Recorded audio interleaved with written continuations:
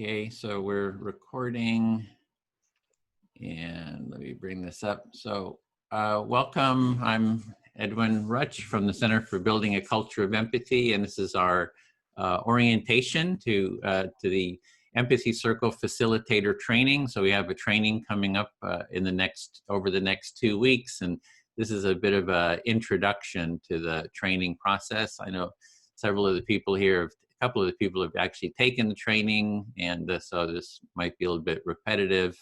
But for the new people, I hope you'll get a bit of a sense of, how the training works. And well, the outline is going to be, I'm going to start with just sharing the intention. We have going to go around, do some participant introductions, give a little bit of a presentation of the overview of how to take part in the training. We'll do some Q&A. I'll explain how to do the empathy circle for anyone that's for anyone that's not familiar with it. And then we'll do a bit of a empathy circle here as a group.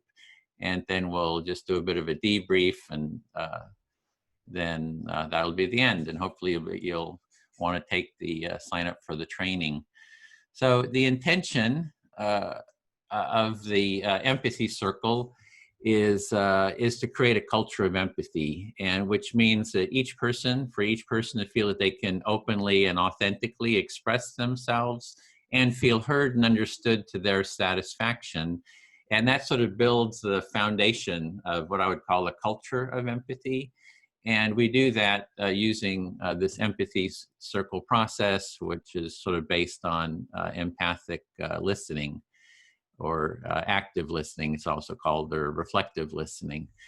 So to begin with, let's just just introduce ourselves, just your name, where you're located, and maybe why you want to take the training. And I'll start just to model it. I'm Edwin Rutch from the San Francisco Bay Area. And in terms of the training, I just see that the empathy circle is just a really important first step sort of empathy building practice. And from about 15 years of working on empathy, I found it like the easiest first step practice. So I really want to just spread it as widely as possible. And my goal is that if every person in the world is able to take part in and facilitate an empathy circle, it would just be really contribute to better well-being. So for everyone. So Katrina, would you like to introduce yourself? I'm based in Bristol. I guess I come from the sort of, I went to a talk with Dominic Barter, who does the restorative circles. And I also got very interested in NVC and nonviolent communication. I kind of heard about the empathy circles and thought they would be similar to the restorative circles, and it'd be a way to train to do that, something I'd quite like to do. And I've done the facilitator training, and I'm still kind of breaking myself into being a facilitator. Oh, great. Yeah, it's the restorative circles, and this has the same foundation in the work of Carl Rogers and empathic listening. So they're based on the same foundation. Yeah. So Florian. Thank you. Yeah, name is Florian. I'm based in Munich, Germany. And I'm working with regenerative culture in Munich and in Germany. And I think empathy circles are a super cool practice because it's basically what lacks in our world. Like, I personally feel that the lack of empathy, or that missing link between head and heart connection, what I like to call it, just got us into this whole mess in the climate crisis. I'm a yoga teacher here, and I work part-time in IT, and the rest is all for the rebellion.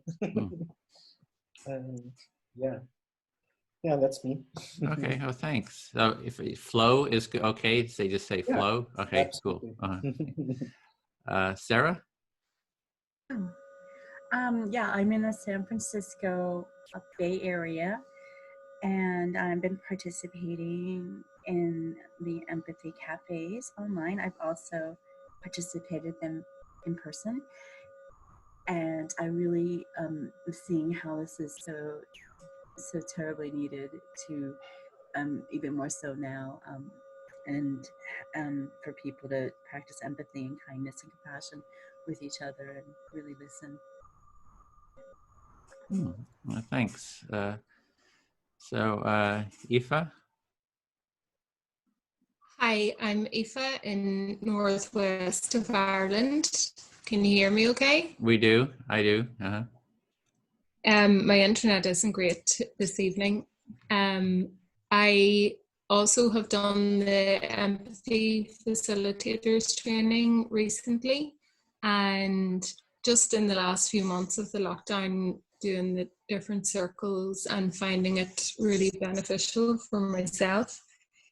So yeah, I really want to bring it to my own community here and also globally. I like taking part in these global empathy circles, and I'm really interested in restorative empathy circles. I've done a lot of that work in my 20s in Northern Ireland. So yeah, I love working, resolving. I'm not afraid of conflict, basically. So bring it on. Thank you. Oh, great. Well, you can also take the training, several times, then become a start training other facilitators. So if you've done it once, it's great to do it several times.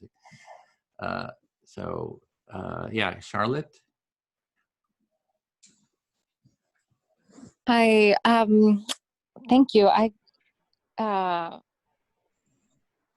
a call yesterday. I'm in Portland, Oregon, and I got a call from a friend who, for the last 2 days, has been one of the wall of moms at the Black Lives Matter protest with the federal troops that are now in Portland. And she asked if I could come with her to do an empathy canopy. And I said I wouldn't be able to come with her. And then she said, could she call me from there? And I said, that would be great. And I immediately thought of your training here, Edwin, because I've been in a meeting with you before, and I have known about your work for a long time. So I just realized I just got called to participate now and there was this happening right now. So thank you. Mm-hmm. Oh, great. Glad you could take part. So for next, I would like to go over just sort of the outline. Katrina and Aoife, you're familiar with it, but for others, this will be new. So I'm just going to do a screen share and just review the steps for taking part in the training. So if you go to our Facebook event page, the Empathy Circle Facilitator Training page here, you can, this is sort of like the landing page for taking part in the training. And from here, all the information, that you need should link from here. So this is our group here. I live in this, like I said, in the San Francisco Bay Area near Berkeley. And this is the video of us with a group of students doing empathy circles at UC Berkeley at Sproul Plaza. And we have, some of our trainers were just out with the students. We have, in terms of Charlotte, you're talking about a canopy. That was our empathy tent. I don't know if you're seeing this, but we set up an empathy tent, and then we do empathic listening to people and do empathy circle Yes, there thank you. So you're able to see that. So, and we've set it up at demonstrations, like you're talking about, like in the middle of, virtual riots. And here's this empathy tent that we set up and just offer listening to all the sides and try to bring the sides together to do also mediation too. We got material about that. So then you go in, if you're interested in the training, and you can go through, just select the days to take, this introduction. This is the links here. If you just read through the steps, you know, the first step to join the training, I hope you're able to see this okay, make it a little bit bigger, is join this event. Then you fill out the scheduling calendar. So that links through to, whoop, that's the wrong one. Oh, don't have that open. There's a calendar that is a Google Doc, and it has the different days of the week, and you can go and fill that out, and you add your name and your email address, and then you go through and it has the days of the week, you know, and you can put in the days, the times when you have available. So that kind of gives us a sense of when there's a group, it looks like there's a time that fits for a lot of people, then we can schedule an empathy training around that time. And we assign some trainers to it. So we've got 5 trainers right now. So that's one step. And so if you get a chance, you can just click on that and fill out that calendar. You can review the training process. So that clicks through to our Facebook, it's a Google Web, the Empathy Circle, it's empathycircle.com. And there's kind of the steps for becoming a trainer there. So you can go through and you can view this, you know, sort of step by step. It has some quotes from Carl Rogers, because that's the, you know, work that we're building on. And I think, Katrina, you mentioned NVC, or somebody mentioned NVC, and that was started by Marshall Rosenberg, and he was a student of Carl Rogers. So kind of the work is pretty much all based on his work with empathic listening. You can view, there's some videos, how-to videos. There's a 25-minute one, a 9-minute one, and then there's a 1-page how to take part in an empathy circle, and you can check that out. You can click through to some sample empathy circles. So we record a lot of the circles, and that gives, you know, a lot of people say, oh, I saw the recordings, and then they sort of learn the process just by observing it. So you can go through and just click and sort of observe how it works. We have a calendar of different empathy circles that are held during the week. You can go check that. We have different training versions. I have one training that I put together that goes through, it's a 4 sessions of, you know, the empathy circle, what, why, how. We go through the speaker role, the reflective listener role, the facilitator role. So there's a recording of that. The training that we're doing with Lou and Bill is a bit different than the other trainers, Carolina and Martha. They have a different training. So we're trying to combine all these different trainings. We're still sort of in the process of that. But you can go click through and just actually watch these trainings and you know, just get a little bit of a different approach. This is a bit more didactic. There was some slideshows and it was a bit more informative. The one that we're doing with Bill and Lou are more experiential. So there's also, this is a recording of the last Empathy Cafe we did with Lou and Bill. And there's Aoife, we see you, and Katrina, there you are. So they were participants, and these are recorded, and you can go through and watch. So you can kind of get, if you like to learn that way, just by observing. And then there's our facilitator training sign up. And we also have a Friday support group, so you can attend the support group. And if you're wanting to facilitate empathy circles, you get 15 minutes to share your intention and any experience you have with facilitation, and you can ask for advice, you know, if you're having difficulties or just for any sort of support. So we try to support you in holding your circles. And so the main thing we say is just go out and hold some circles. The basic process, you can just, with the 1-page PDF, you can hand it out to some friends and just do it. It's pretty easy, the basics, but as the challenges raised, then you need more facilitation skills. So I like to say is, you know, you can just start with doing an empathy circle, but it's really a lifelong learning, because you're really learning how to be more empathic. And this is just like the first step. And we're also looking at the culture of empathy. How do we create a more empathic society and world? And that is really a lifelong effort for all of us.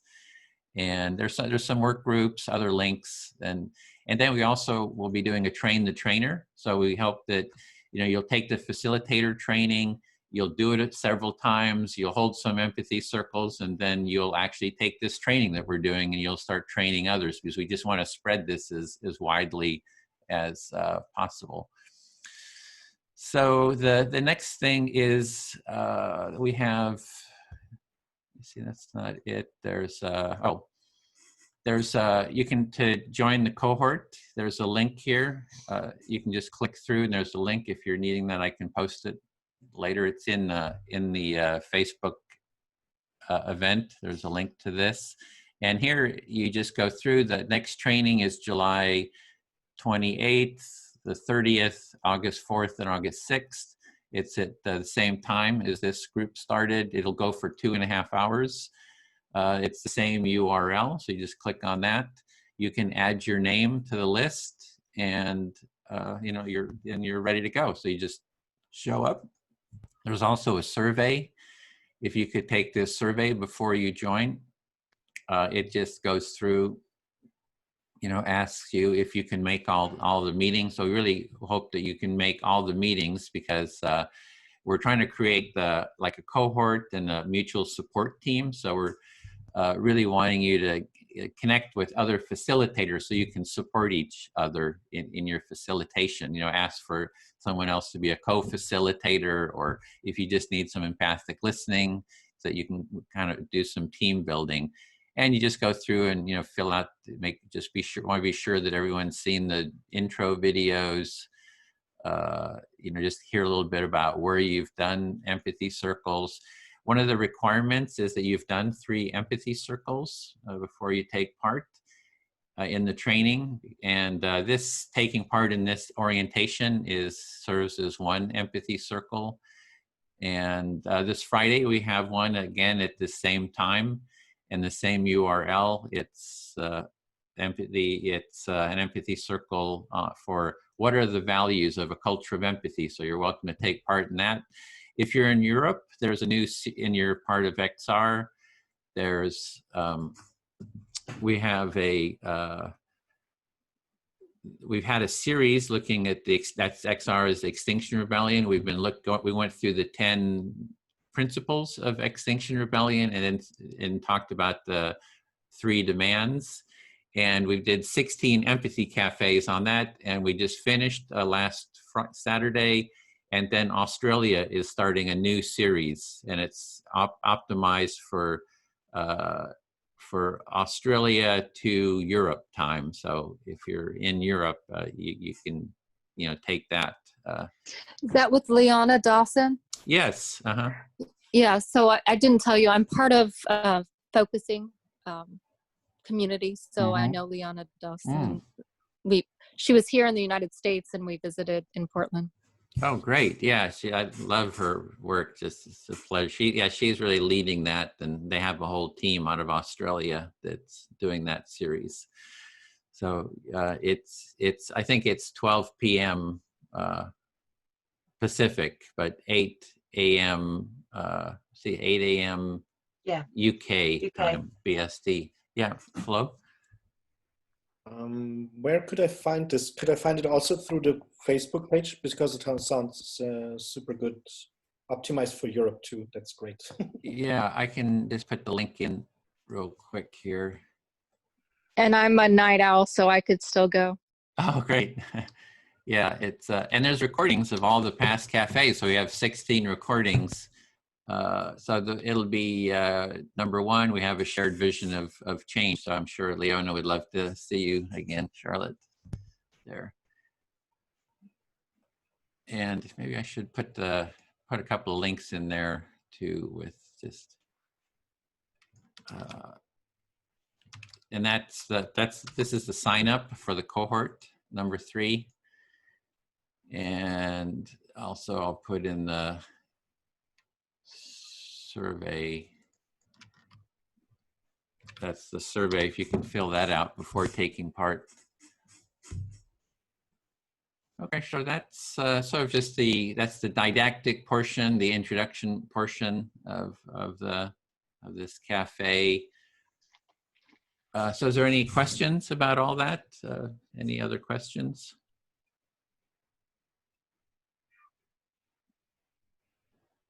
Seems pretty clear. Great.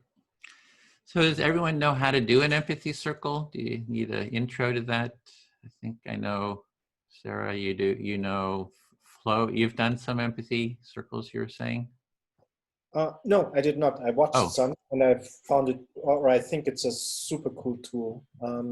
No, not yet. I mean, in similar things maybe, but not like a formal Introduction. Have you seen the intro videos?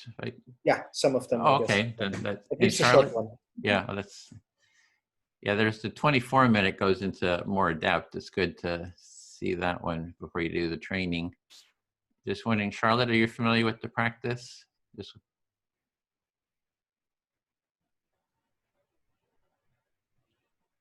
I'm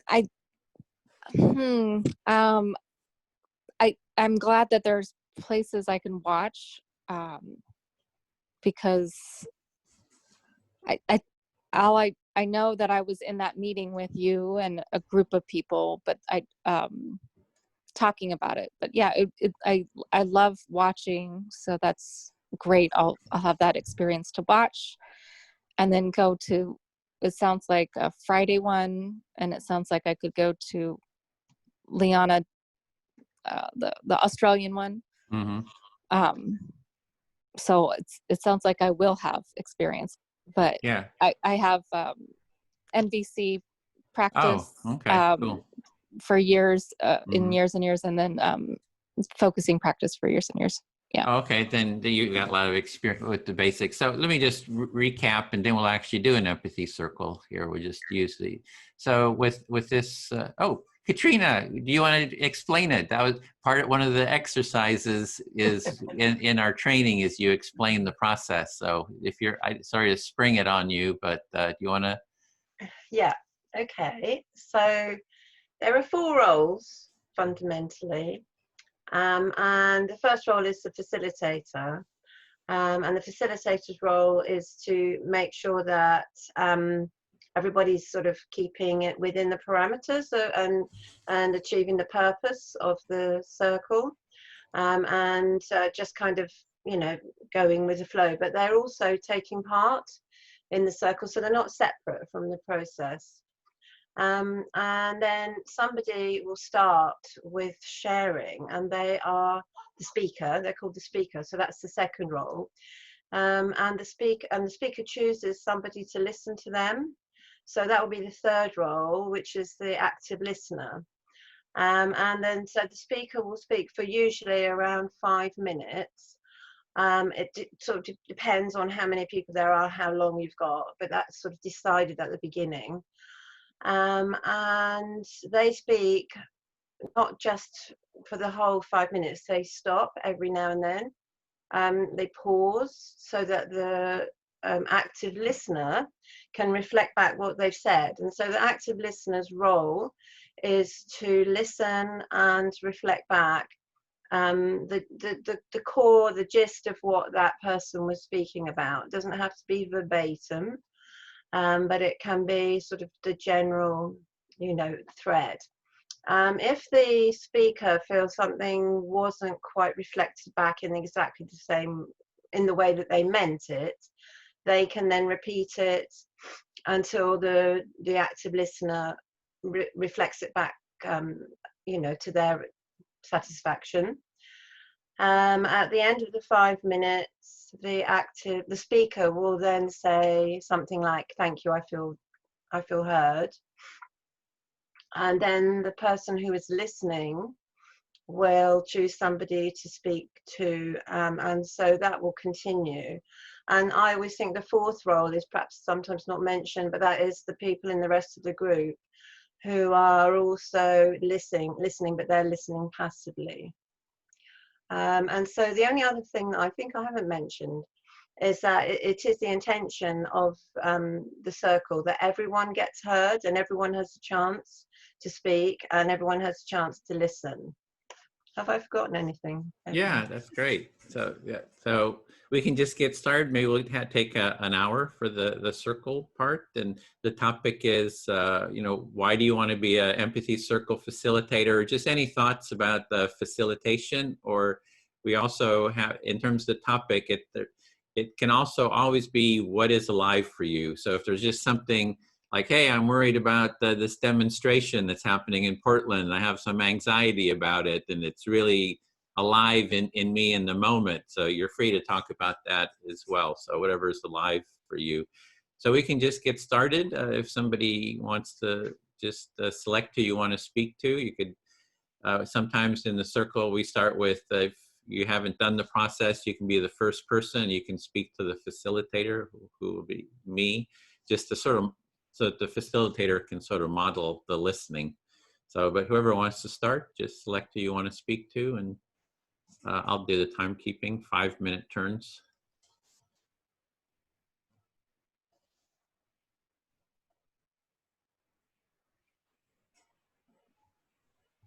Okay, Edwin, would you listen to me? Listening.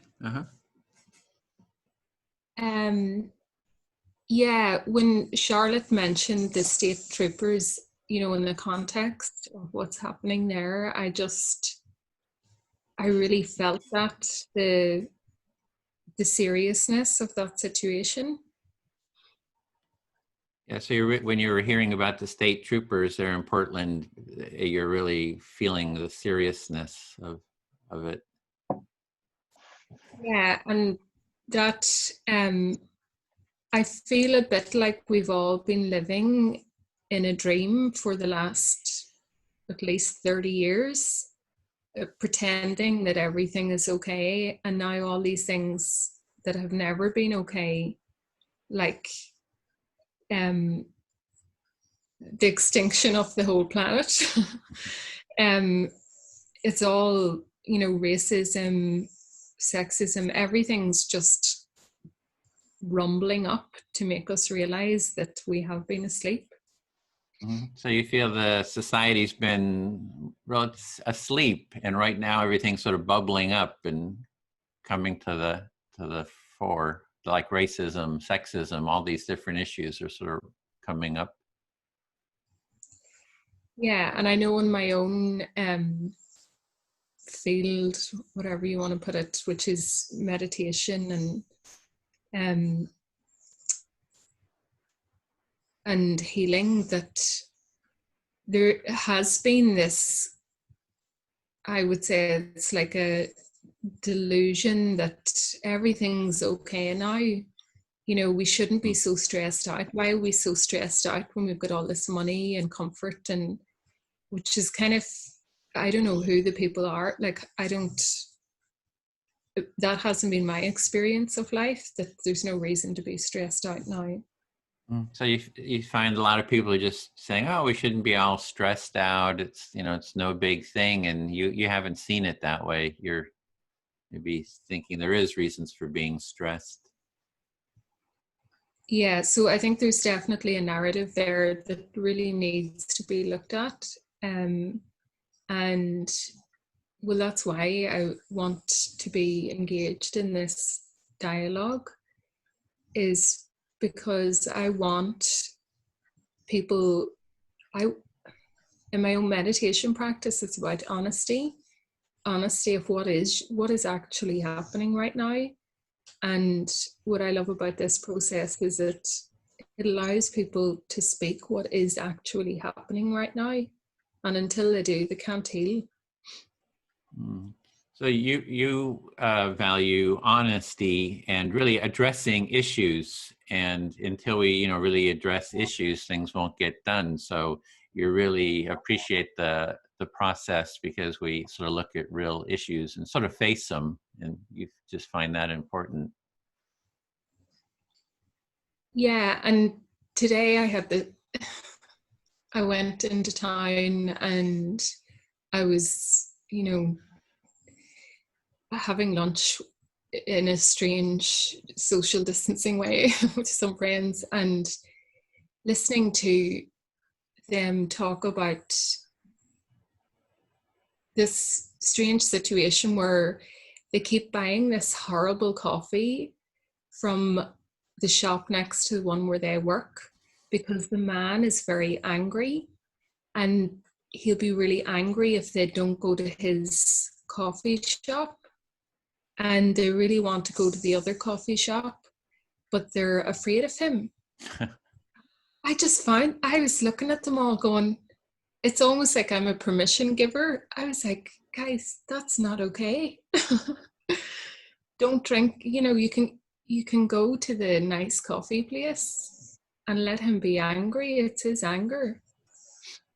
So you're just with some friends and they're saying, hey, we're afraid to go buy this better coffee because the person we get the coffee from now, it's not very good. The person will get angry, and you're just like, hey, that's his problem. You shouldn't, have to, you should just do what it is that works for you. Yeah, and I'm not saying his anger isn't, like, his anger is a thing, and, he's allowed to be angry, but they're also allowed to get nice coffee. Mm-hmm. Yeah, so he's free to be angry, and it's a real thing, but they're also, allowed to get coffee that they would like, and that was 5 minutes too. Yeah. Let me get the little sign here. So a second.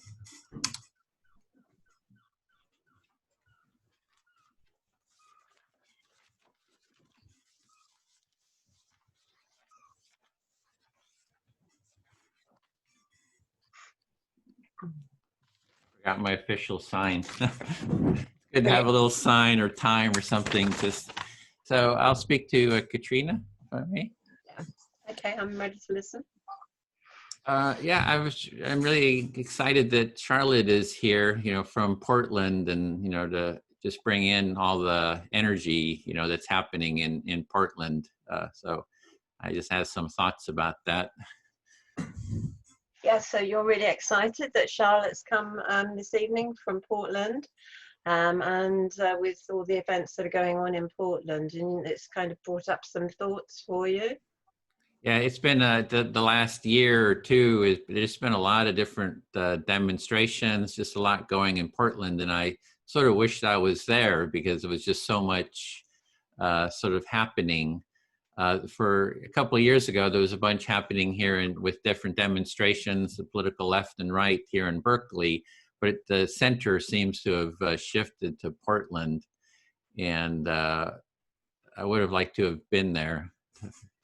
So for the last year, you've been aware that there's quite a lot of things going on in Portland. A lot of seems to be that the focus of activities, campaigning is happening in Portland, whereas 2 years ago it was where you live. Mm-hmm. And so now you're feeling like you really should be in Portland, but I guess you can't go there. Yeah, it's a day's drive, so it's kind of a ways. Plus, with the COVID and everything, I don't really want to be out on the streets. So, but on the political right, there's a leader of the right, a guy named Joey Gibson, who he come to Berkeley, and then led some demonstrations here, or been involved here in San Francisco, and he did a lot of these demonstrations in Portland. And I've actually done a couple empathy circles with him. So I would have liked to have done some. I would have liked, like with Charlotte's, friend that's going out to do a tent or something, I'm not quite sure what she's doing.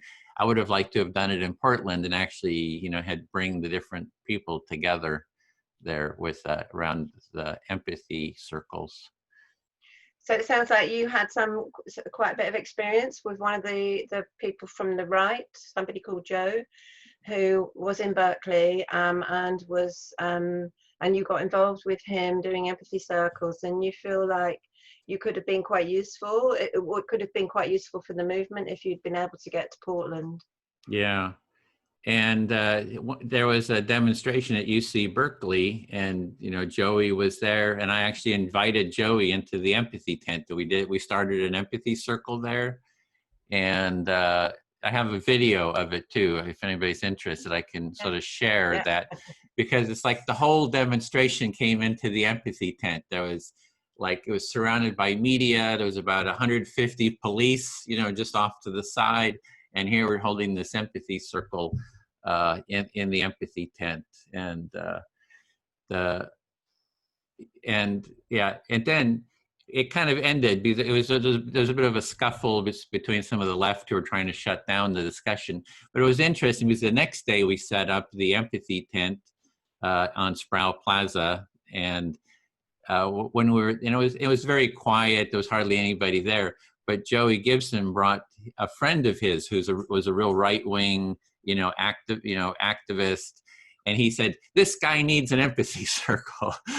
So, and he came in, and we actually did an empathy circle with him, showing how to do it. So I just felt that was like a super success, that the political right was bringing their friends in to do empathy circles. So I was quite pleased with myself, and that's recorded too somewhere.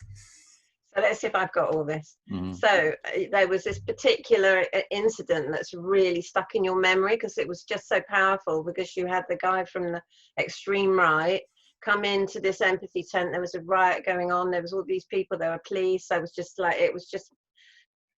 of, you kind of out your wildest imagination couldn't have imagined this situation. And you had an empathy circle with him, which went really well. And then the next day you went to the tent to do the same thing, and there was nobody around, and kind of like the opposite.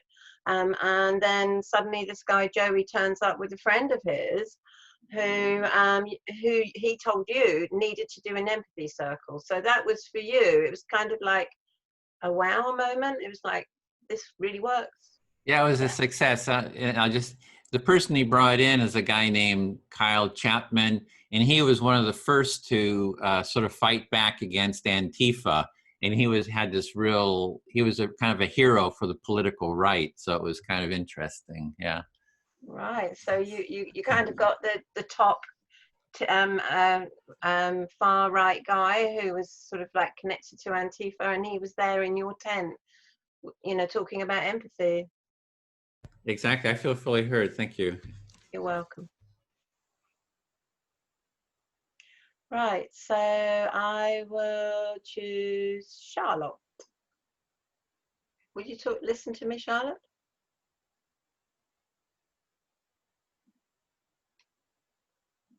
Is she there? Are you there, Charlotte? You're muted. Yeah, I just got the light on. Hi, Charlotte. Hi. So I came along to the circle this evening. Not really knowing who's going to be here. So it's really quite exciting for me to find that there's somebody from Portland, and also slightly like, whoa, this is kind of so intense what's happening in Portland, and so I'm a little bit lost for words at the moment. Yeah, so there's an intensity and a loss for words right here at the moment. You're feeling it right now. Yeah. And I have been sort of watching I don't have TV, so I don't watch news, but I have seen bits and pieces online on YouTube and Facebook about the women, the mums standing up and protecting the protesters, and just so much in awe of what they're doing and the courage they must have in the face of those police officers who it just looks like some scary dystopian horror movie, and so I'm just totally in awe of you all, really.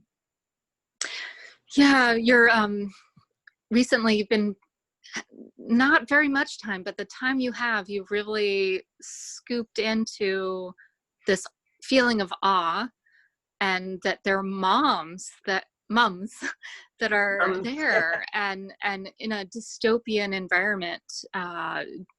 There you go. Yeah. So there's that. So this kind of unexpected element come into this empathy circle, and it's all sort of like, there's just so much going on in the world that it's almost like every day something new unfolds, and I'm just really grateful that we have tools such as this to be able to process it, because it's very difficult to process anything right now for me. in lockdown, because I don't get to see many people. I don't get to speak to many people unless I make an effort to do something like this. Yeah, so there's this processing time, processing place that is here right now, and in this type of environment, and that's really needed because of the intensity that does come in every day with something new coming in, but then you're in a lockdown moment. So these types of Zoom sessions are so important for you. Yeah, and I think that when I thought about doing the empathy circle and thought this would be a good idea, and kind of a next step for me, and also something that I could put my energy into, maybe help to change the situation in the world. I didn't really expect to have this kind of experience. It was a bit of an unknown, but the more I go into the empathy groups and the empathy circles, the more I experience it, the more it's kind of like all the different facets of it, and the possibilities and the potential become more clear. Okay, so the possibilities become more clear. There's facets as you go, you're able to see and feel. Yeah, so this whole reason for me doing the empathy circle was maybe one simple idea that I thought, oh yes, that would be good to do, but now I see that actually it's probably pretty much essential. It's kind of like maybe a survival mechanism even for us to get us through this next few years.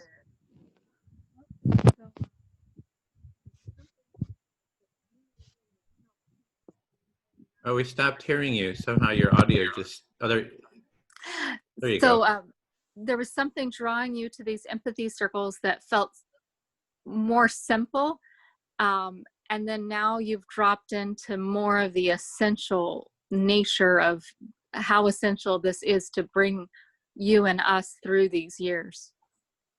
Yeah, and I kind of chimed with what Aoife was saying earlier on about how we seem to have been in a kind of bubble of unreality. You know, we could go anywhere in the world, we could do more or less anything, you know, as long as we were in the West and we were of a certain, you know, we had a certain type lifestyle. We had all this freedom, and now it's been taken away from us. And also we're on a kind of knife edge almost, really. Yeah, so this kind of illusion of freedom has been revealed and taken away, and you're feeling this knife edge. You're really feeling the knife edge. Yeah, thank you, Charlotte. I feel fully heard. Thank you. Thank you.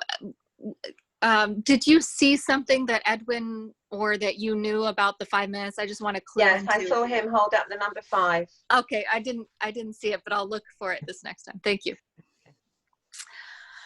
Okay, so thank you so much.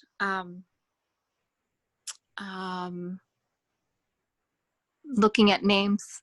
There's Flo and Sarah. Yeah. Flo, could you would you be able to listen for the next 5 minutes? Yes, with pleasure. Okay.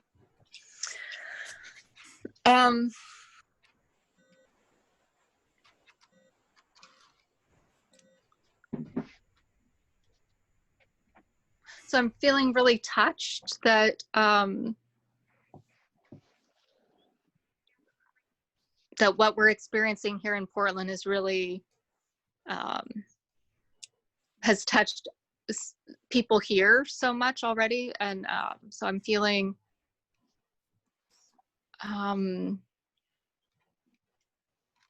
yeah, that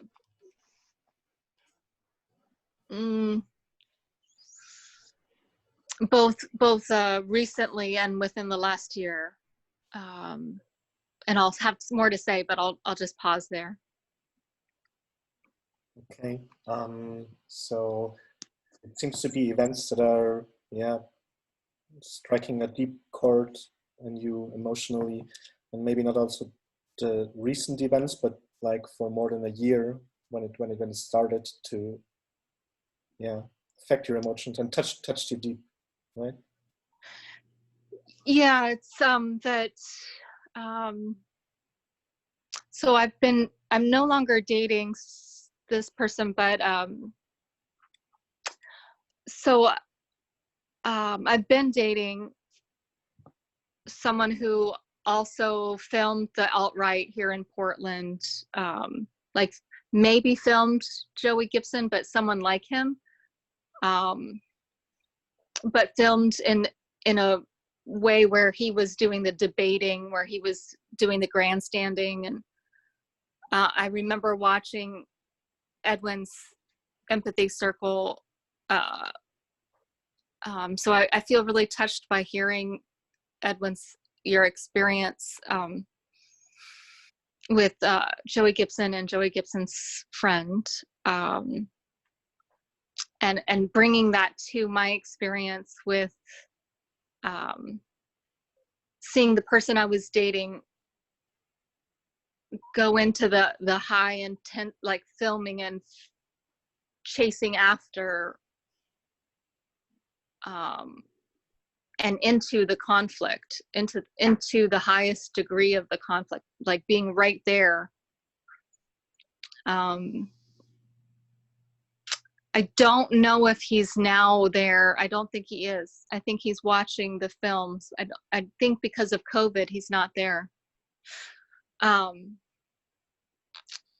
So now instead of him, it's my friend who called me up, who told me she's there in the Wall of Moms for the last two, not last night, but the 2 nights before, for 2 nights. So I'll pause there. So you dated someone who, yeah, you dated someone a while ago, and he came back into your mind because he was filming like the conflict, yeah, first hand. And let me see if I get this right. And he's right now not at the scene of what is happening, but somebody else made you aware of somebody who is in the Wall of Moms. I might be flaky here. Yeah. And so that person called me up and wanted me to go with her. What she noticed is that her nervous system, like the mom that she was with, she studied nervous system, and so she could feel that the mom she was with, she felt was disassociating, and she wanted someone to be empathically with her, not just physically with her. And she was able to do that with someone else, but she was wearing a gas mask, and so it was really hard to shout through the gas mask to be giving empathy to this other mom. So there's 3 moms. So she wanted a different way. She wanted to set up a tent, a canopy. She wanted for the next time. And she never heard of Edwin's empathy tent. She just wanted that to happen based on her own, like it just came up. This is what should happen. Okay. Yeah. So the person kind of called you so you can maybe help in facilitating empathy, because she couldn't really do it because she was wearing a gas mask, or it didn't really come through. And then as some kind of coincidence, she was thinking about a tent, even though she never heard of Edwin's empathy circles. Yeah. That was the time too. Oh, okay. Thank you. Thank you. Thank you. So I'm supposed to pick a person, or yeah, you pick someone, maybe someone that hasn't spoken yet, like Sarah is. Oh, Sarah. Yeah. Would you listen to me, Sarah? Sure. Thank you. I think I need a few seconds to collect myself. It's kind of moving here too for me to hear Charlotte's story or the involvement about the events and all with the conflict in Portland.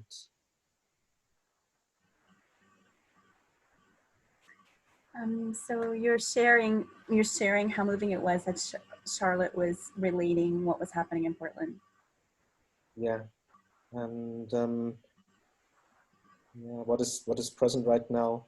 I heard a podcast in Germany of a person of color in Germany, and she was asked if COVID-19 just moves all other problems out of the way, or is somehow it's only the pandemic and only the pandemic. And this person said, also talking about Black Lives Matter, and she said, no, she doesn't think that way. It's more like all the craziness, all the big problems come out now. So you're reflecting on a podcast that you watched and sharing about trying to decide if COVID basically pushes all other problems away, or whether it actually is it helps bring to the surface all previous existing problems. Yeah, that's right. Yeah, this person, she thinks, and I think she's right about that. It brings up all the things we, also talked about today: patriarchy, sexism, and basically privileged white men exploiting the planet and so on. So you're reflecting on all the other problems that COVID is relating to, which include sexism and the privilege, white privilege, and also environmental injustice throughout the planet. Yeah, that's right. And sometimes, like outside of the climate bubble, it's for me sometimes really hard to explain this to people who have lived just so well, or who built so much wealth. Like, for example, an example would be my father, and he said, well, we lived pretty good of all this capitalism. And then I mentioned, well, the global north, and there's no understanding that there even is a global south that does not have it, did not have it, and probably will never have it. And right now I'm getting pissed. Sorry. So you're sharing a lot of emotions that are welling up regarding privilege, and that the privilege isn't just within a climate bubble. It's also having to do with geographic location. For example, your dad shared that you're living pretty well off of the profits of capitalism.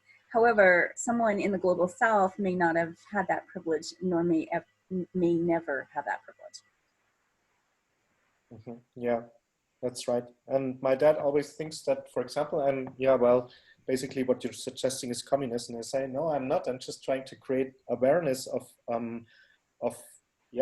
parts of humanity who have this privilege, made use of it, exploiting the planet to what end?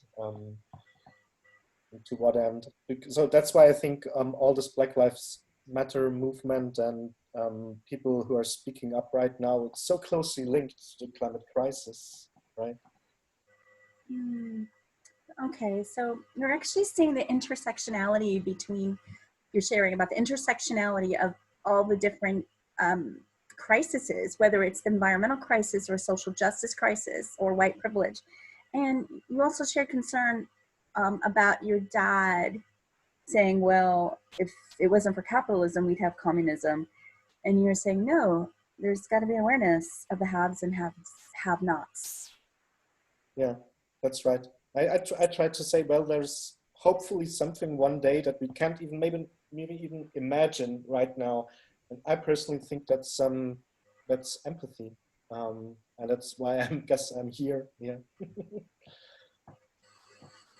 So you're sharing something that's beyond like a paradigm that's beyond our current dualism of communism versus capitalism, haves and have-nots. You're talking about empathy. Empathy is the great connector.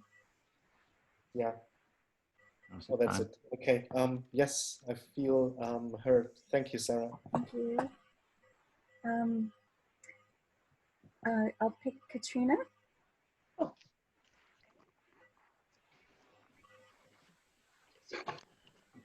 Thank you.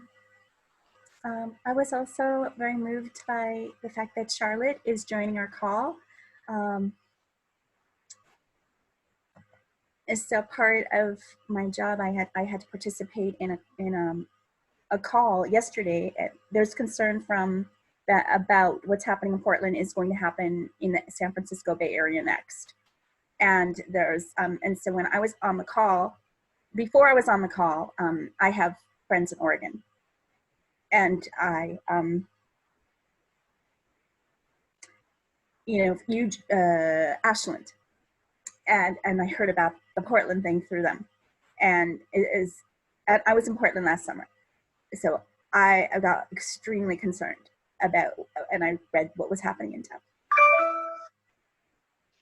So you're also feeling quite moved that Charlotte's here from Portland, especially as yesterday you were on a call with somebody and you were discussing the idea that what's happening in Portland may be happening where you live in San Francisco, and that brought that very much into your mind. And also you have a connection with Oregon. You have a friend who lives there, and so it's kind of very uppermost in your mind at the moment.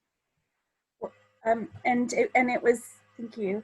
It was extremely painful emotionally to, it was a conference call, and they said specifically Chicago, Oakland, and Detroit, all cities that have a lot of African Americans, are being the next ones to be similar to Portland. And then I heard a lot about medics being targeted. Just so, and people were sharing this is so unprecedented, and that they, that the local police authorities didn't want this. It was just, I didn't feel, when I heard it, it didn't feel real. I know it's real, but it just felt so shocking. Yeah, so when you had the details of what could be happening next, which involves basically the targeted selection of areas where there's a lot of Black people in the States, and this information was just so shocking to you. It was almost like unreal. You couldn't really come to terms with the reality of it, and also the implications of what this actually means for you and your, your country. Right, and so I guess there'll be a press conference on this today. It had, so this is actually didn't yet hit the news, so there'll be a press conference probably on next steps. So I can't really say too much, but so I'm actually, it was just difficult for me to digest, and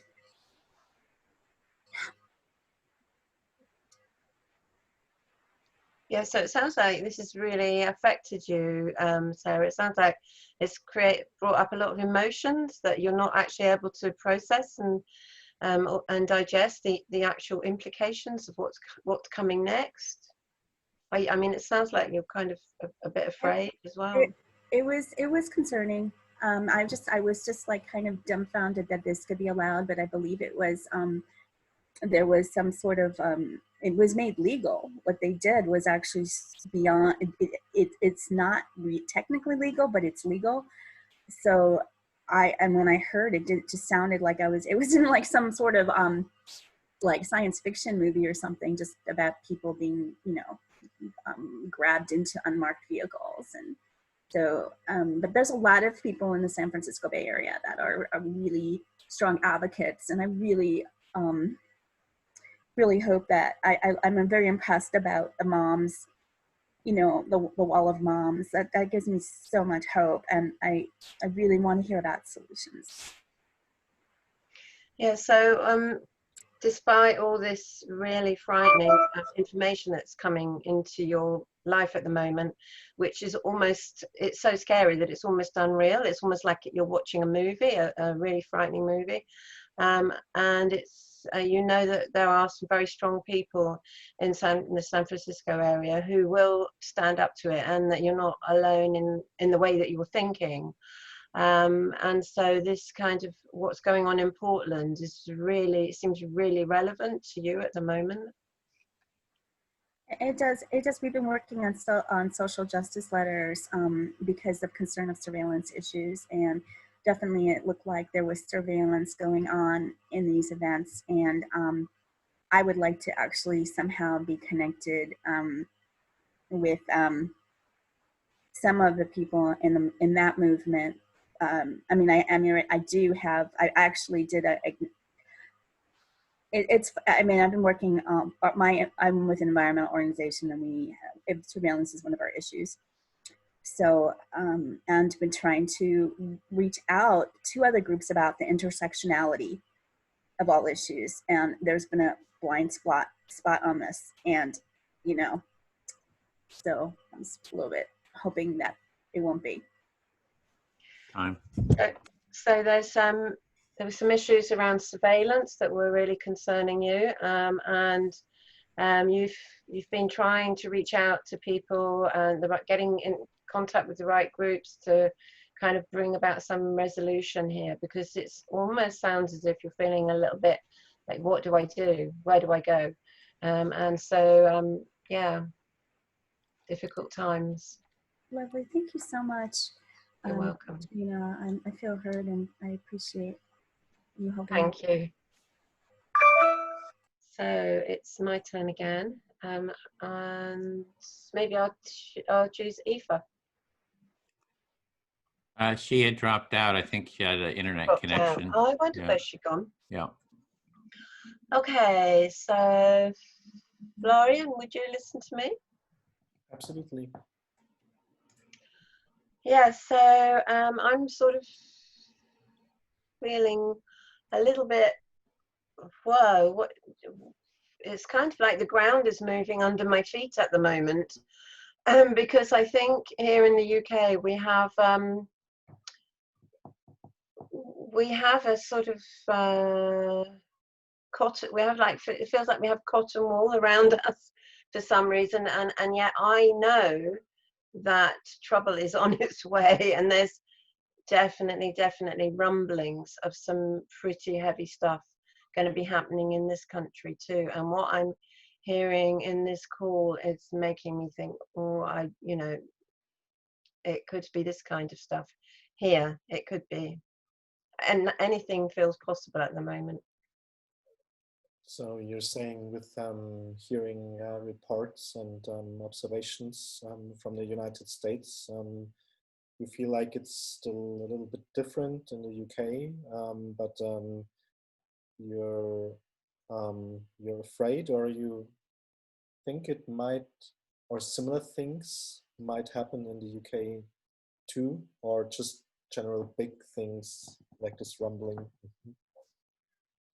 Yeah, there is a sense that the order that we've had since, I guess, the Second World War, that order that we had, and that stability that we had is crumbling, and just today we heard about Russian interference in British politics, and this so-called democracy that we think we live in, that is sort of basically being eroded fast, really fast, from what I've heard about this Russia report. And so my conclusion is that if that's happening, then anything could happen, and we could have police driving around picking up people off the streets here as well. So you're saying the stability or felt stability since World War II, which we call democracy, seems to be the stability of it, or maybe also the trust in it, maybe, I don't know, is kind of eroding. And from a report you saw today that makes you believe that, yeah, anything can happen, like it's really super unpredictable, like even super bad police behavior or police brutality, like in Portland or the United States. Yeah, I mean, I hear what's happening in the States, and a month ago I would have said that would never happen in this country, that would never happen in England, that would never happen in Great Britain. But now I don't think I can say that anymore. I really haven't got the faith in the system anymore. So your faith and your trust in the system is also fading, and it has changed just recently, where you never thought that something like that would be possible in the UK, but you think it's possible or even likely. Like I feel that you believe it could happen, like really could happen. Yeah, I guess what I'm saying is I don't think any of us can be complacent in this world at the moment. I don't think any of us can sit there and say, oh, that's just what happens in America. Like we used to say, oh, that's just what happens in South America. You know, what's happened in South America for a very long time is now happening in North America.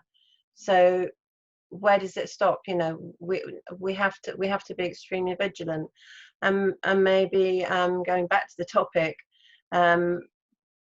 by talking about these issues, by sharing our concerns and fears with each other, we will be able to, you know, kind of maybe put a little bit, what we call the thin end of the wedge into that, and just stop the momentum somehow.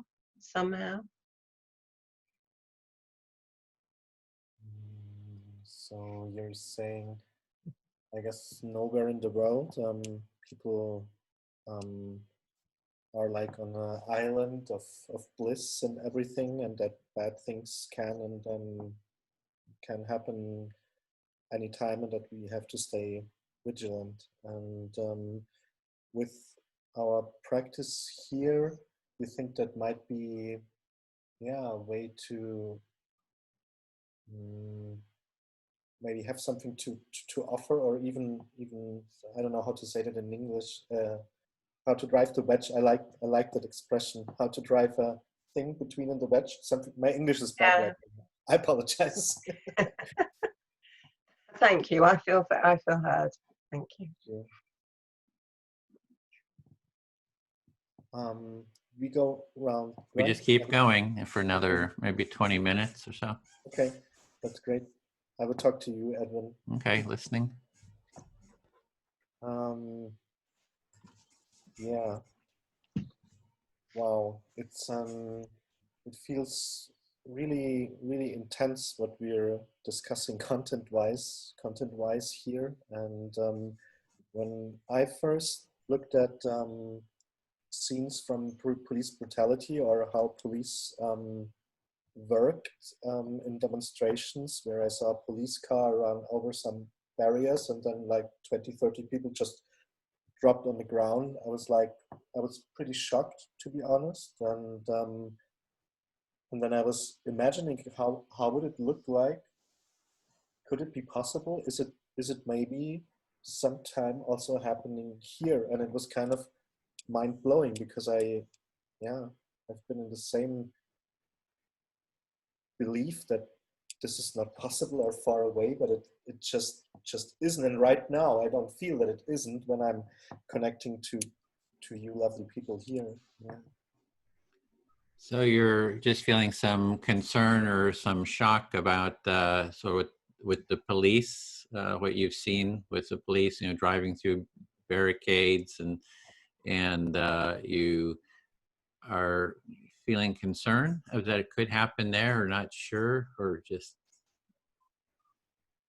Yeah, I was I was just imagining it, how it would be if I step out of the door in a super safe, super rich, super clean city like Munich. I don't know if you guys know Munich, but it's very clean, very posh, I would say.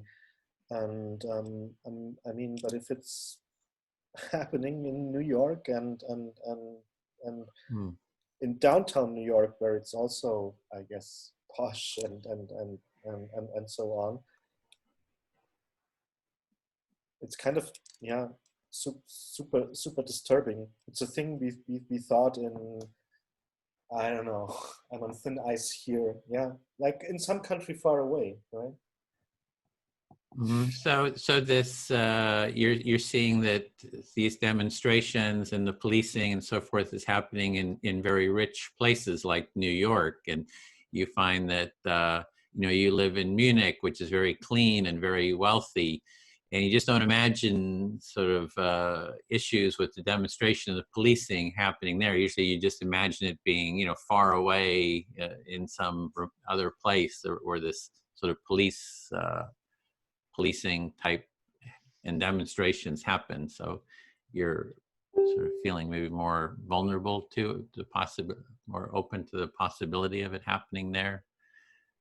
Yeah, maybe more open, yeah. But also, yeah, I don't know, I saw people speak out on those demonstrations and telling their story and what happened to them, and I can feel their pain, right? And there's people in Germany who are saying, also near climate movement, near Extinction Rebellion, who say, oh, yeah, there should be riots, there should be more riots. And I'm just like, oh my God, this is the complete opposite direction that I would want it to go. We need less brutality, yeah, more of what we're doing, more empathy. But so some people here are also very leftist. People are getting kind of excited and saying like, oh, is this the demise of capitalism, of our order, as Katrina called it? And there are people who are excited too, like really excited. It's like, yeah, let's burn down stuff. I was like, oh, so you're seeing that there, like what Katrina is saying, that this might be sort of a breakdown of the existing order, and you're hearing people say, yeah, let's kind of help this along. Let's get in, you know, help get it going, this more brutal, you know, battle. And it's like that's going in a direction that you don't maybe have some concerns about. Then you would like more of an empathic way forward, like what we're doing here, more empathy. Yeah, to say the least, more empathy, but just not to, I don't know, hope for I don't know. I think the hope for riots is kind of really crazy. It's also a lot of young people here who are, yeah, I don't know, have this anarchist touch or something, and don't have a real, I don't know, a real grip of what that means if you yeah, walk out the door. Or scenes I saw in Seattle where people were standing on their porch and there was super aggressive police firing, I don't know, paint or something into basically their faces, and they were just standing on their porch. And I feel like people don't really know what they're hoping for, right? So that's it's frightening and feels like, I don't know, maybe yeah, the possibility of a divide of society, right? Yeah, so you're concerned, it actually frightens you that there's sort of this divide in society and sort of the breakdown and this violence, and you're just feeling some real concern about that. People don't realize maybe what they're asking for. Yeah, that was the 5 minutes too. But. Thank you. I feel hurt. Charlotte, can I speak to you? Yes. Yeah, what came to me is, you know, I appreciate what Flo is saying about, you know, empathy. What we're doing here is the way forward, because that's really what I believe, that what we're doing here, being willing to listen to each other, being willing to empathize with each other, is really the direction, you know, that is only the only constructive way forward, really, for society. You can feel that what we're doing here, the empathy circles, empathy is a constructive way forward, and the only constructive way forward. And that's what the facilitation training is, right? To bring it back to our training, is to learn those skills, to get the support from others. That, you know, you can't just go, hey, we're going to change things. It's like, you know, it takes training, it takes practice, it takes support, it takes organizing, and it's a lot of work, you know. And it's a very, very small percentage of people willing to do that. Most people are into the battle, left-right battle, but there's a very small percentage who have the grounding in empathy. But I think that's really the only way forward. So there's this percentage that has the grounding to not be in the conflict back and forth, but to be in the work and the training and the time and the structured support to be in these empathy, constructive empathy circles. Mm-hmm. And it's an empathic way of being. You know, I talk about a culture of empathy, right? It's really just as the left and right want to create a new society. I want to create a new society too, but it's the empathic society. It's an empathic culture. And that is about bringing the left and right together in empathic dialogue. It's about bringing the wealthy and the poor together in empathic dialogue. And they don't get to just say, no, I'm not going to do that. It's like, you know, we got to do it. We got to talk to each other. We need to, as a culture, value the empathic way of being. So this is a new society that's not a left society, not a right society, but a society of empathy that values coming together and not excluding a viewpoint, but coming together without that easy denial of someone's existence. And it's kind of like looking into the big black hole of society, right? You're looking at just this dark hole of disconnection and the underlying, you know, kind of hell of our culture that we kind of want to avoid. It's like, let's go have a good time. Let's just, you know, play our games. I don't want to go into that because it's pretty scary looking, but, you know, to have the strength and the fortitude to, okay, I'm going to be present with it. It's like with your focusing, I'm going to be present with that felt experience of the, of the chaos and be with it and see where we go. But do it together in an empathic way with others. Yeah. So it's a different thing than having fun and not seeing the hell.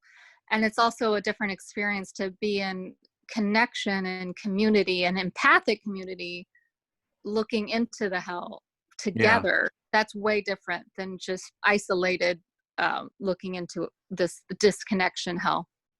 And for the mothers, you know, group, I mean, if it was me, it would be like they would be doing empathy circles on the street, right? They'd be sitting down, they'd have these empathy circles, they'd be listening to each other, they'd be modeling an empathic way. And then they would go to the police and say, oh, would you like to take part in our empathy circle with us? And sort of reach out to the different sides to be willing to have and model it. Like, you know, the police, whoever, are welcome to take part in the empathy circle. So. Yeah, so you're imagining this just became particular into Portland, imagining of, okay, so here's this inspirational moms coming out, and what if they would be on the sidewalks in empathy circles, and what if they would come to the police in empathy circles? Yeah, and that's where it helps to have some training, and that's what we're doing, facilitator training. It's like, you know, you got to have some training, some practice, and you got to practice, because it's, you know, it's tough in those situations. So I'm bringing it back to our facilitator training. So it really, skillfulness as well as intention. There needs to be this trained skillfulness that is collectively honed. I feel fully heard. Thank you. Okay. Oh, so,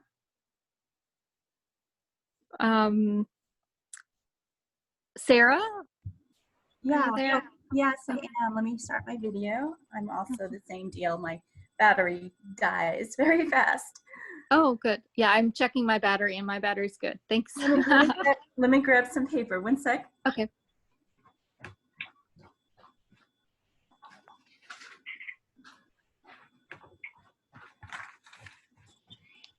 Okay, I'm all good. Okay. Well, I wanted to let you know, Sarah, I was going to private message you, but I just wanted to let you know if you wanted to get in touch with me, for me to get in touch with my person, I'm open for that. Thank you. Yeah.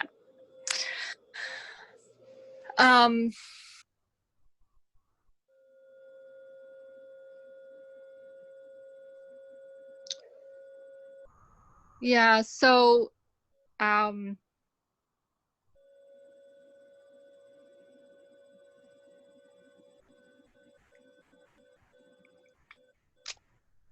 interesting.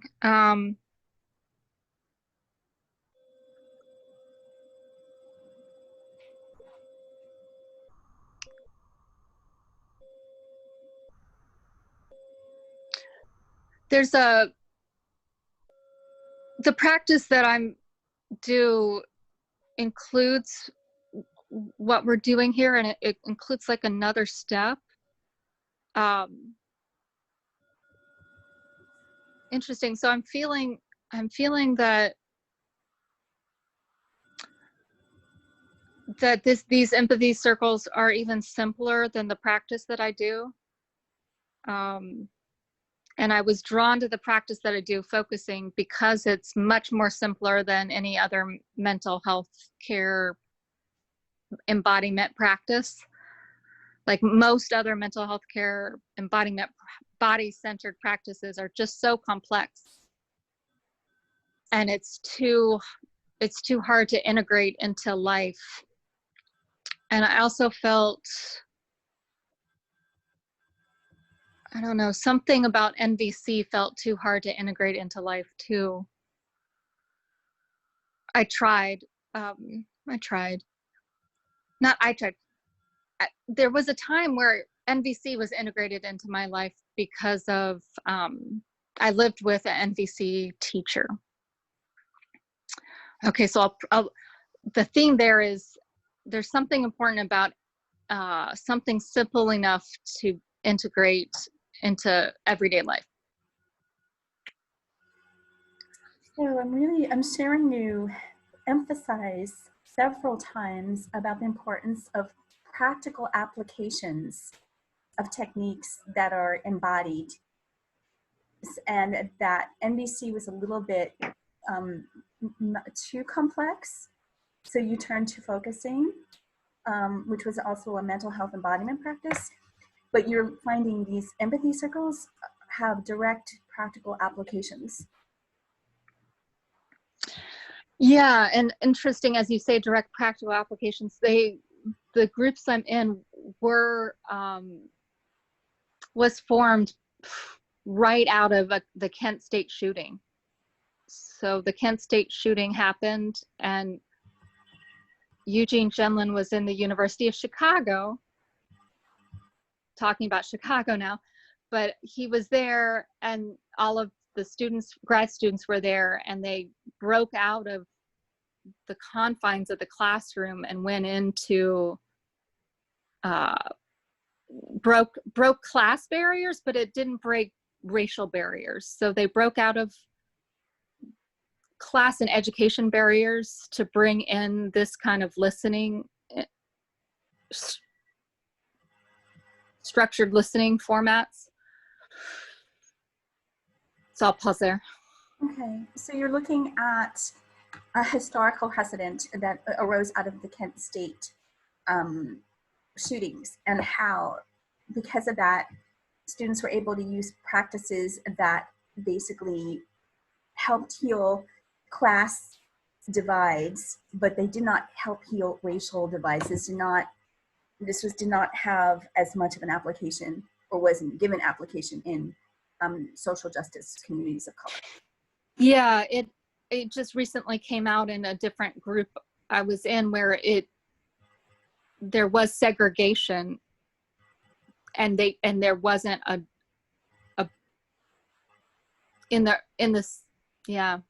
they, like I said, they broke out of they went to homeless people, but they didn't go across the segregated line into Black communities. Okay, thank you for that clarification.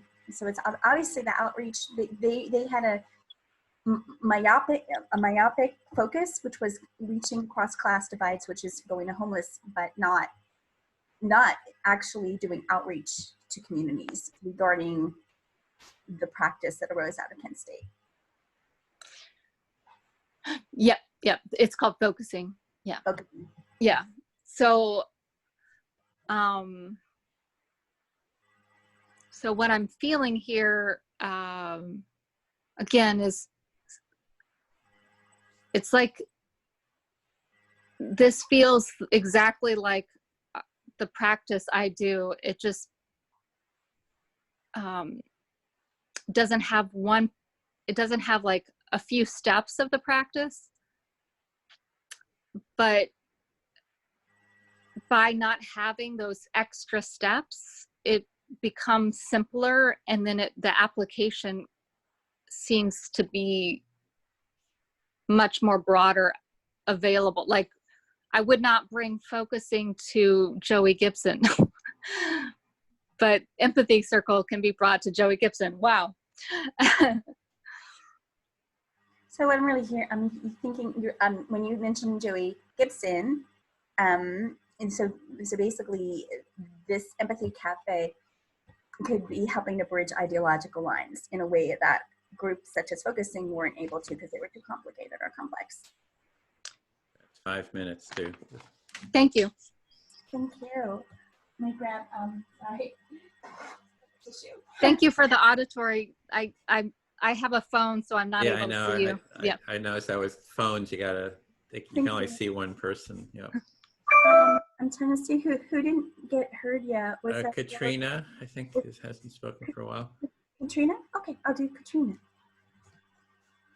Okay. Let me just, my mind is blank because I was trying to be really present, and so I have no thoughts in the moment in my head. Although I have a lot of thankfulness for being able, I have thankfulness because I can't believe, like, the synchronicity of everything, because I was on that conference call yesterday about what was happening in Portland, and here someone is here from Portland, and it's just, wow, that's all. Oh, can't You're hear. muted. I don't normally mute myself. So it sounds like you're feeling quite grateful at the moment for this call because of the synchronicity that's there. You were on this very intense conference call yesterday where you were like, what am I going to do? And suddenly there's this connection with Portland. So, yeah. So I'm one of, again, I'm going to step back, the intersectionality of so many issues. Our environmental group, I am part of a political, I'm with the Green Party, and just be transparent. So I'm a county councilor. That's how I knew about the conference, but also with environmental group. And been very concerned about overturning of local control by the federal government. And this is not something that people have been aware of. And this is like on so many levels. And so that was the giant issue for us. And then I'm seeing that it manifested in Portland with the overturning of police jurisdiction, local police jurisdiction, where the federal government came. I mean, and that just was very, here is one more instance. So it's like your job is in local government, and you're very concerned about environmental issues in that role. And also one of the things that you've become aware of is the erosion of powers of local government from federal government. And this was becoming more and more apparent to you, was happening here in your own state, in your own town. Then you heard about what was happening in Portland, and it's kind of like, you know, we call it, you've got all your ducks in a row in England. I don't know whether you say that in America. So you sort of suddenly see all these ducks are in a row, and you start to make connections, and you start to have realizations, and it's been quite disconcerting for you from the sound of things. Yeah, because the local government, they're the ones who protect their constituents. They're the ones with the direct, you know, they answer more often very directly to constituents' needs. And what we've been dealing with is overturning of constituents' protection. And also there are very different regional issues, and it cannot be one size fits all.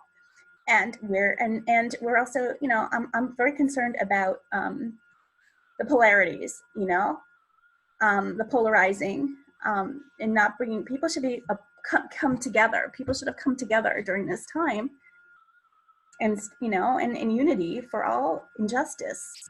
Instead, that's not been, you know, that so I'm hoping for that. I'm hoping.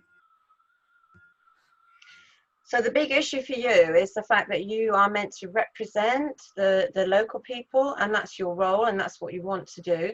But you're feeling like you're not actually able to do that anymore because of the erosion of the mechanisms coming from central government. And you are also aware of this polarity. So you're kind of seeing this kind of these warring factions building up momentum, trying to disrupt and destroy everything that you've known, and it's causing you quite a lot of concern. I think I forgot something. Yeah, I think that's good, and I'm trying to bring people together. So that's basically to see that all issues have a common thread, and so environmental injustice is social injustice. So, like, for example, for African Americans, I was on another it was from National Resource Defense Council, beautiful organization, and you know, and so they said that in their call, the African Americans have 2.4, I think it's 2.4 times more COVID numbers than, I believe, is it Asian or Latinos, or is it twice that of Asian Latinos? And I mean, they just have, it's very disproportionate, and that and basically we think that injustice is basically segregated fountains, but it goes way past that because of the pollution in communities of color, the toxins. And also communities of color don't have the option as much of the luxury of spending money on a personal lawyer, because a lot of cities, they go to their city attorney, and the city attorney is not very often skilled. And so wealthy communities will hire a lawyer to protect their constituents when cities can't step in, but not more communities. And then we have industries. Just want to give a pause. That's quite a lot there. That was also Yeah, the time so sorry. I was just like, I apologize for that. I totally forgot about this format. I just like went into my soapbox. Yeah, good. So there's a lot of disparity here. So it's not, you sort of see there's all these different issues. There's environment, there's political, there's economic, but you just really, really want people to come together and try to work out the issues as a whole rather than all these separate things. And you've been working on that, and you're really, really keen to make sure that that happens. Yeah, I want everybody to basically that see the universal commonality, and that. That was the time. Just wanted to. I'll let you go. Thanks, so I guess we could do one more. If Katrina, if you want to select someone, that would be the last sharing. Okay, Edwin, I'll choose you then. Okay. I don't think I've spoken to you yet. I was just thinking about a YouTube video that I watched yesterday about the black guy who engaged with the Ku Klux Klan. And started talking to one of the leaders of the Ku Klux Klan, and I just kind of, I don't know, stumbled on it, and I thought, oh, this looks interesting, and ended up watching the whole thing, and I was struck by the potential there is to transform people who seem to be very, very different and antagonistic towards us, and how a certain type of person can do this, and I'm intrigued as to know how he did it, whether he studied with Carl Rogers or NBC. I don't know. He didn't go into details, but you know, it seems like that even something as impossible as that is possible with maybe with the right techniques and the right person. So you saw the documentary with Daryl Davis, black guy that goes and listens and talks with the Ku Klux Klan, and you're just struck that, oh, you're kind of wondering like how he did it, you know, what are the processes, and sounds like you're just been curious about how that process, how he's been doing it. Yeah, and also that given if with the right person and the right intention and the right techniques or the right skills, that the impossible can be achieved. Yeah, well, so it's like if you have the right person with the right skills, kind of the right attitude, that sort of this impossibility of kind of bridging these divides can happen. So just really struck with that. So yeah, so this conversation, or this circle this evening, it's not a conversation, I know, has been it's touching on some quite dark issues, and it's been a little bit what's the word, disconcerting, and it's kind of like disturbing in many ways, but I think it's really important that we focus on the possibilities, much in the same way that you were sharing earlier, Edwin, that we focus on the possibilities to bring about change, and that there are people like Sarah working in where she works, and Charlotte working where she works, and we're all doing something and in our own way to bring about more harmony in the world.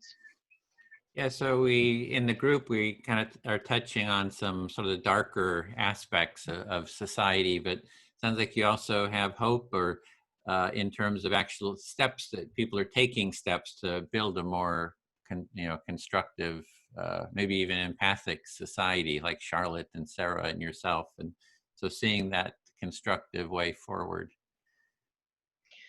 Yeah, so where I'm at the moment is maybe doing a lot of processing, a lot of thinking about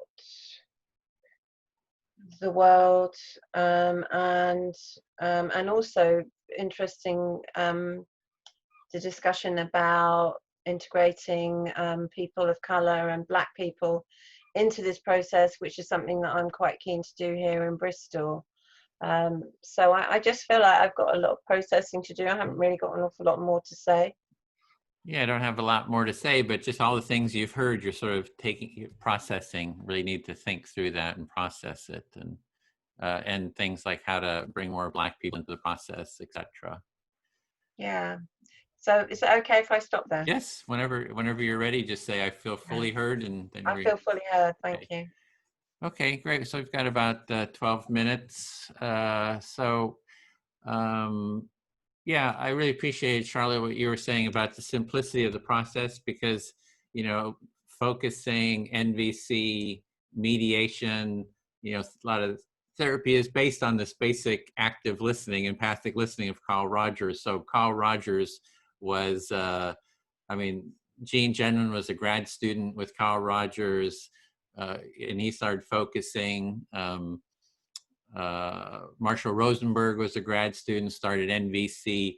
And so with the Empathy Circle, having done those processes too, I just kind of stepped back and was like, what's sort of the minimal, viable, simplistic step?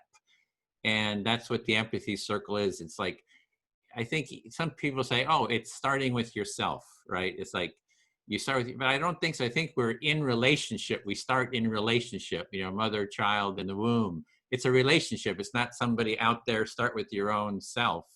So I think that's what I see the empathy circle.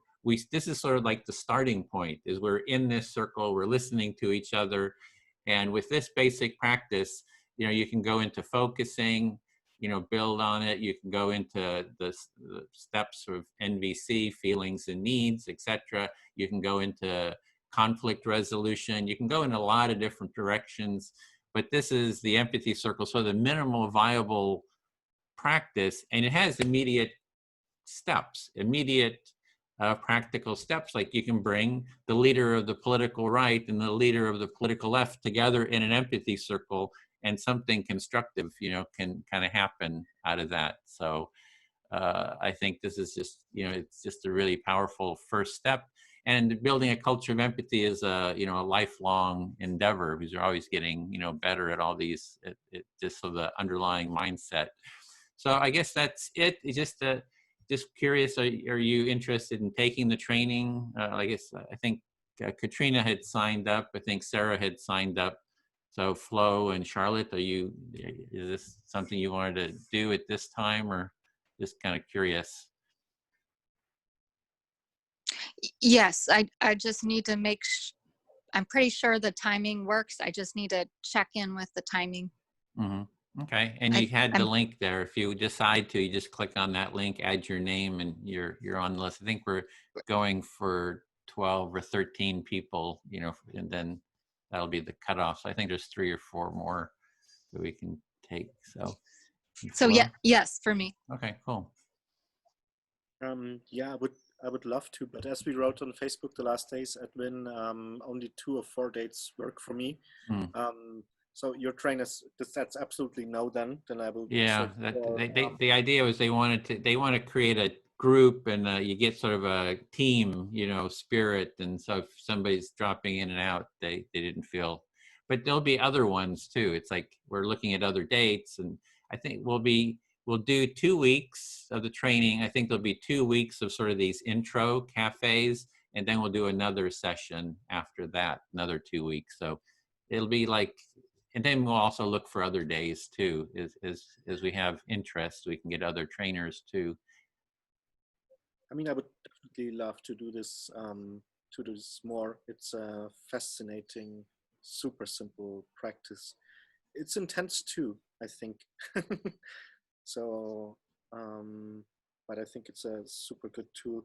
Will there be any more like those sessions we did today, where you can just drop in and practice it more? Also, you said you're kind of supposed to do 3 circles before you do a training. So yeah, so Fridays we have it's an empathy cafe on the values of a culture of empathy. So that's really good to take part in, because we're just so exploring what are the underlying values, like, you know, presence, empathy, mutuality, mutual responsibility, authenticity, you know. So we kind of just explore that. So that's a really good one to take part in. And then, you know, for Europe, you can do this Saturday, I think it's 9 a.m. Your time, is the principles, XR principles. I don't know if you can take part in that, because then you can connect with Carolina, and they're actually doing trainings too, more XR specific, and those, they have different times for that. So they're doing they do some trainings, facilitator trainings too. Thank you. Super cool. Yeah, and Sarah, you had signed up, right? I think you saw your name there. Yes. Okay, cool. Well, good. Is there any other kind of final questions or comments, and we can bring this to a close? Is there more introductions like this if I wanted to introduce someone else? Yeah, we'll be doing next week, next Tuesday, and the Tuesday after that will be the training, and then after that we'll have 2 weeks of these intros, and then we'll do the trainings again. So we have 2 weeks between the trainings, and we do the intros during those 2 weeks. And you can also bring them to the Friday group too. Okay. You know, everybody's welcome to that. Yeah, so that's. Thank you. Sure. Okay, well, good. Then we'll bring it to an end. Thank you for taking part. I really enjoyed it. And